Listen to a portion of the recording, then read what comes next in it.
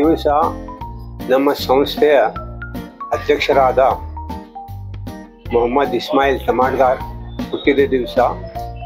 ಅವರು ದಿನಾಂಕ 28/6/1978 ಇಸ್ವಿಯಲ್ಲಿ ಹುಟ್ಟಿದರು. ದೇವರು ಅವರಿಗೆ ಈ ಒಂದು ಒಳ್ಳೆಯ ಚೇತನ ಜಗತ್ತಿಗೆ ಪರಿಚಯಿಸಿದನು.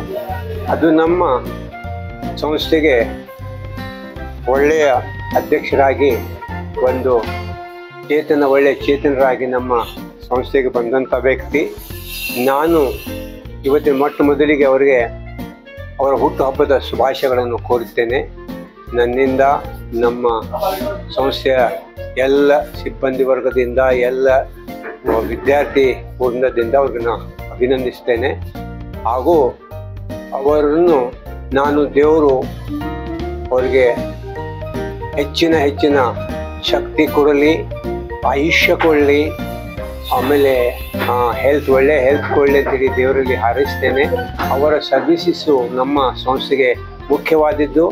ಅವರ ಯಾವ ಪ್ರಕಾರ ಇದ್ದಾರೆ ಅಂದರೆ, ನಮ್ಮ ಈ ವಿದ್ಯಾ ಸಂಸ್ಥೆಗೆ ಒಂದು ಸ್ಪೆಷಲ್ ಆಗಿ ಕೊಟ್ಟಂಥ ದೇವರಿಂದ ಕೊಟ್ಟಂಥ ಒಂದು ವ್ಯಕ್ತಿ.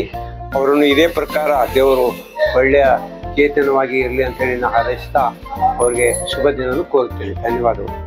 ನಾನು ಬಶೀರ್ ಅಹಮದ್ ಖಾನ್, ಜಾಗೀರ್ದಾರ್, ಉಪಾಧ್ಯಕ್ಷ ಅಂಜುಮನ್ ಇಸ್ಲಾಂ Dharwad. It's my pleasure that today I am also a part of this great celebration. I am seeing lots many people coming and wishing to our Ismail Tamadgar sir, who is the president of Anjuman, and Hubli Dharwad knows him well for all his good work. He is a MLA aspirant also, as I was for Hubli 73. So we both are working for Congress with great our passion and trying to make our Congress success.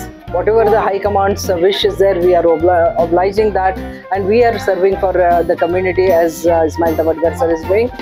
I, with my NGO, had a program also here today.